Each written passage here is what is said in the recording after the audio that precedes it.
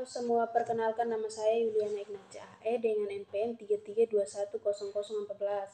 Saya berasal dari Universitas Timur, Fakultas Ilmu Pendidikan, khususnya program studi pendidikan biologi. Video yang saya buat ini berjudul cara atau solusi untuk mengatasi perubahan pada lahan kering dan pemanasan global. Video ini dibuat untuk memenuhi tugas adaptasi dan mitigasi pada perubahan lahan kering. Sebelum kita mengetahui tentang cara mengatasi perubahan iklim di lahan kering, kita juga terlebih dahulu mengetahui tentang pengertian lahan kering itu sendiri. Jadi, lahan kering adalah hamparan lahan yang tidak pernah tergenangi air atau digenangi air selama periode sebagian besar waktu dalam setahun.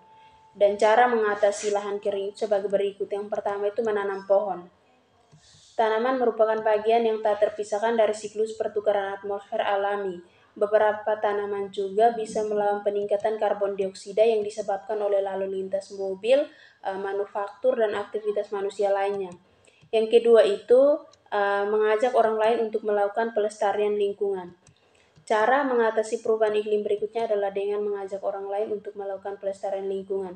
Jadi cara yang paling mudah adalah berbagi informasi tentang daur ulang dan konservasi energi. Orang yang berada di sekitar kita memberi contoh yang baik untuk pelestarian lingkungan dengan kebiasaan-kebiasaan yang dilakukan. Kita juga bisa ikut serta dalam komunitas pencinta lingkungan. Dan yang ketiga itu menerapkan reduce, dan recycle. Reduce, reuse, dan recycle merupakan langkah sederhana sebagai cara mengatasi perubahan iklim lainnya. Reduce adalah kegiatan yang menggunakan produk kemasan, terutama plastik, seminimal mungkin. Langkah ini juga akan membantu mengurangi pemborosan. Reduce juga bisa dilakukan dengan membeli produk yang dapat digunakan kembali alih-alih yang sekali pakai. Reuse adalah langkah menggunakan kembali benda-benda bekas seperti kantong plastik atau botol plastik. Sementara recycle adalah kegiatan mendaur ulang barang yang tidak terpakai menjadi berguna. Yang keempat itu matikan perangkat elektronik saat tidak terpakai. Cara mengatasi pemanasan global yang kelima ini adalah dengan matikan lampu, kipas, AC, komputer, TV, dan semua alat elektronik yang saat tidak digunakan. Menggunakan lampu LED adalah cara cerdas untuk meningkatkan efisiensi energi. Apalagi harga lampu LED sekarang sudah terjangkau. Jadi pilihlah yang memiliki sensor cahaya sehingga bisa mati secara otomatis. Beberapa jenis perangkat elektronik seperti TV dan komputer itu memiliki fitur standby atau mode siaga. Yang kelima itu menghemat listrik. Manusia dapat memanfaatkan energi listrik dari membakar batu bara. Padahal emisi karbon dioksida dari pembakaran batu bara itu mencapai 44% dari total dunia. Dan ini menunjukkan batu bara sebagai satu-satunya sumber terbesar dari kenaikan suhu bumi. Oleh karena itu, kita harus mulai menghemat listrik dengan menggunakannya secara bijak dan pintar. Yang keenam itu tidak menebangi pohon sembarangan. Pohon membutuhkan karbon dioksida dari atmosfer untuk proses fotosintesis. Jika pohon berkurang, maka karbon dioksida akan tetap berada di atmosfer.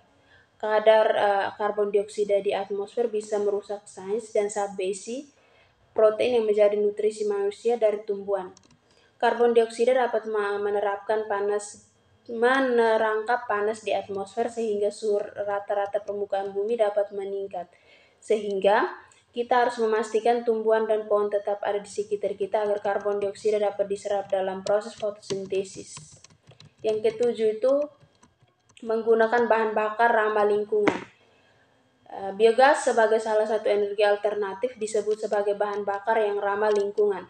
Alasannya, karena bahan bakar yang menghasilkan emisi karbon yang lebih rendah daripada emisi dari bahan bakar fosil. Biogas adalah gas yang dihasilkan dari fermentasi bahan-bahan organik seperti kotoran hewan dan manusia limbah rumah tangga. Biogas biasanya dimanfaatkan sebagai bahan bakar kendaraan maupun menghasilkan listrik rumah tangga. Yang kedelapan itu menggunakan energi alternatif. Energi alternatif mengurangi risiko kerusakan lingkungan yang ditimbulkan dari penggunaan minyak bumi yang berlebihan. Penggunaan energi alternatif memanfaatkan sumber daya alam terbarukan sehingga tidak dapat mengurangi ketersediaan sumber daya alam di bumi. Yang kesembilan itu tidak melakukan pencemaran lingkungan. Jadi pencemaran lingkungan itu sendiri adalah keadaan ketika terdapat komunikasi pada alam yang menimbulkan kerugian bagi lingkungan dan makhluk hidup. Akibat dari pencemaran di lingkungan ini yaitu mengganggu ekosistem alam, terus menimbulkan penyakit dan merusak alam.